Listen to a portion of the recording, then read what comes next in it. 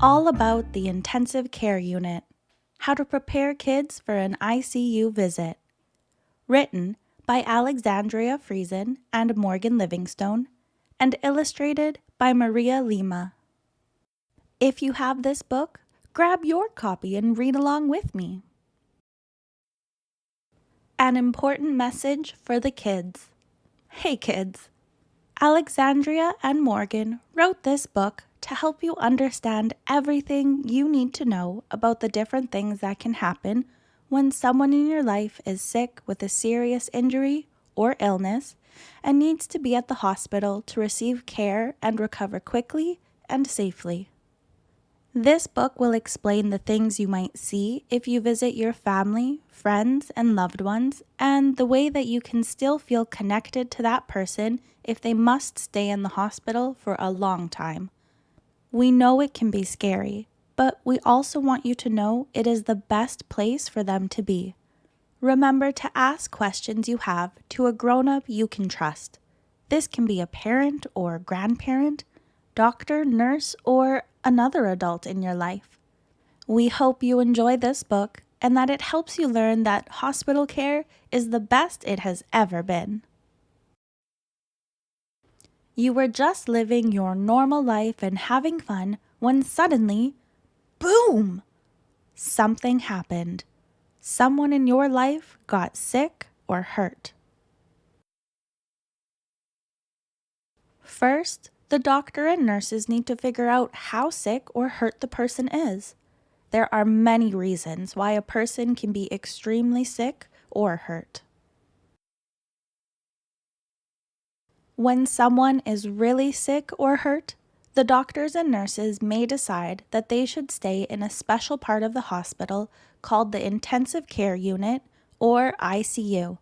Some hospitals may call it the Critical Care Unit, or CCU. The doctors, nurses, and other medical team members in the ICU are specifically trained to give extra help to that person and all the other people needing to be there. It's a tough job only taken on by people with a genuine passion for helping others. In the ICU, there will be many machines. Some of these machines will be used to help that person, but some may not be needed. These machines have many different and special jobs that help people with things like breathing, eating and drinking, monitoring someone's heart and blood pressure, and all the other things that our bodies do. All of these things are used to help a person breathe. First, a breathing tube. A tube that goes into a person's mouth all the way down their throat to their lungs when their body is having a lot of trouble breathing on its own. A tracheostomy. A tube that goes into a person's throat if they are having trouble breathing through their nose and mouth. A nasal cannula. A short, bendy tube that goes into a person's nostrils. Air blows into their nose gently to help them breathe. An oxygen mask. A bendy mask that goes over a person's nose and mouth and gently blows air to help them breathe. A ventilator. A machine that controls the amount of air or oxygen a person is getting through whichever kind of tube they are using. If a person cannot eat or drink on their own, there are a few different ways that nurses and doctors can help them. Doctors and nurses can use special kinds of food, medicine, or water through whatever tube that person has. An NG tube, a tube that goes into a person's nose all the way down to their stomach. An IV line, a small tube like a teeny tiny drinking straw that goes into a person's skin, into their arm or hand veins, which are small lines under our skin that carry blood through the entire body. A PICC line, a bigger kind of IV line that can go into bigger veins, usually in a person's arm. Paying attention to a person's heart is an important job for the doctors and nurses. There are a few things they use to make sure a person's heart is beating properly. A blood pressure cuff, a short band that fills up with air that is gently wrapped around a person's arm. ECG leads, several small stickers with special colored wires used to measure how the person's heart is beating. Pulse oximeter, a small sticker or clip that goes on the end of a person's finger to see how well a person's blood is moving air or oxygen through their body. An arterial line, a tube that is put in a person's wrist to help check their blood pressure or to take some blood from them to be tested without having to use a needle, sometimes called an art line for short. These are some other things you might see on your loved one's body if you see them in the ICU. A urine catheter, a tube that is used to collect a person's pee if they are too sick or hurt to go to the bathroom by themselves. This tube is usually connected to a bag that might sit next to their bed. Restraints, soft bands that are sometimes attached to a person's wrist. People in the ICU can sometimes be confused and try to take off their wires or tubes.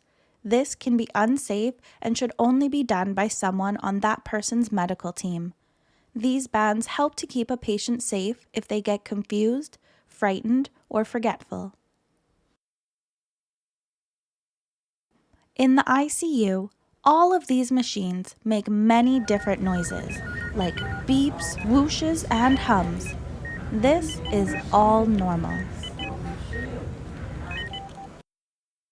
The lights in the ICU are usually very bright. This helps the doctors, nurses, and other important medical team members to see everything that is going on with your loved one. Sometimes the machines that a person needs in the ICU can cause their bodies to work very hard.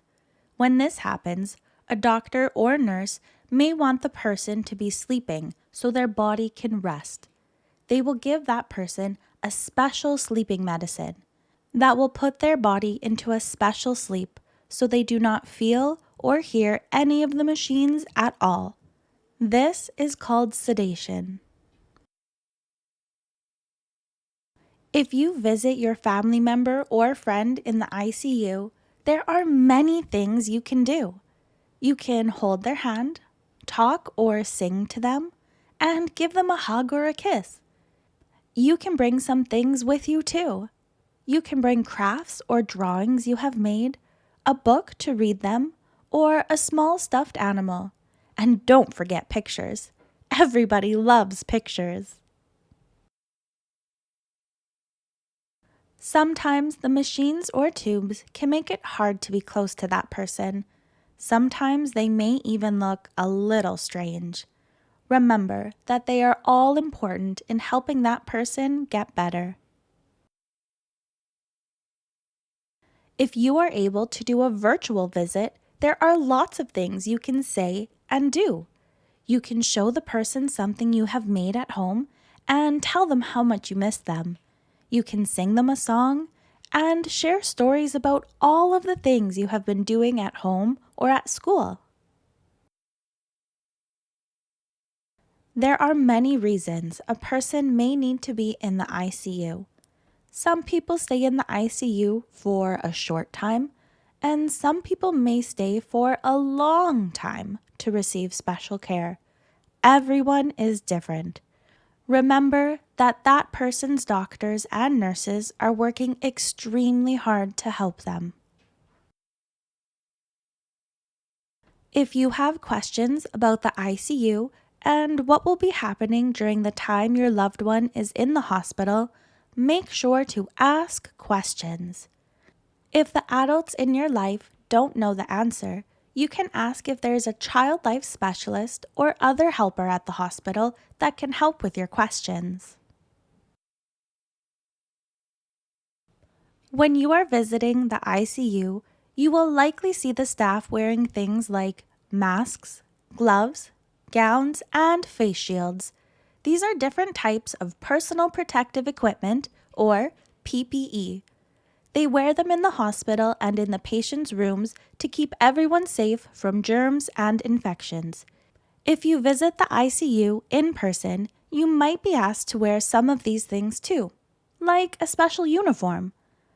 Here are some of the things you might see people in the ICU wearing on top of their hospital clothes, called scrubs. Here are the authors of this book wearing their PPE. Thanks for joining me, and keep watching for more fascinating details about this book. A special message for the parents, caregivers, and other grown-ups.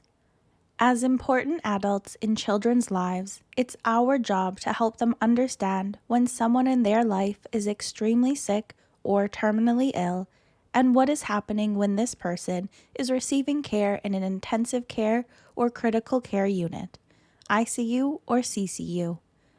It is also important that we explain what children will hear and see in the ICU or CCU, whether they are visiting in person or on a computer, tablet, or phone. We are all problem solvers and need to try our hardest to figure out the best way to support kids and assist kids in coping with what they should expect using simple language that explains what is happening or might happen in the ICU or CCU. We must also work to help kids maintain a connection as strong as possible to their loved one during hospitalization. In this book, we are keeping it simple since there are many reasons someone may need to be in the ICU or CCU. We encourage you to add more details specific to the experiences of the children you are reading this to. You can sit and read this book together, start to finish, or you can jump ahead to the pages that are most relevant to your experience. Feel free to use the table of contents as a guide to get you started. If your child or teen will be visiting the ICU in person, there are some things that staff may do to help them feel comfortable, like introducing themselves and asking children and teens their names, explaining their role on the medical team, and validating the range of emotions that the child or teen may be feeling. You are more than welcome to communicate with the patient's medical team regarding how much information has been shared with the child or teen and if you have prepared them for the ICU visit. We hope you find this book helpful and that it gives you the confidence to have an open and honest conversation with your children about the ICU or CCU environment and the kind of care their loved one is receiving. Thanks for joining me for today's story. Don't forget to like and subscribe to Imagine, Create, Play, Educate for more. See you next time.